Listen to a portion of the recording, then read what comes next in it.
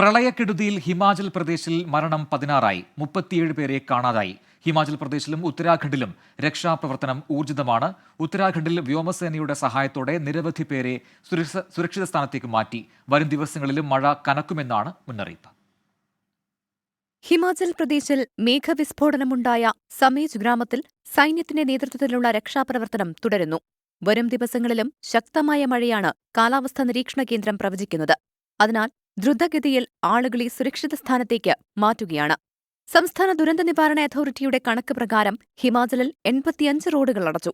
പലയിടങ്ങളിലും ജലവൈദ്യുതി വിതരണം തടസ്സപ്പെട്ടു. കങ്കണ റണാവത്ത് MP ദുരന്തബാധിത മേഖലകൾ സന്ദർശിച്ചു.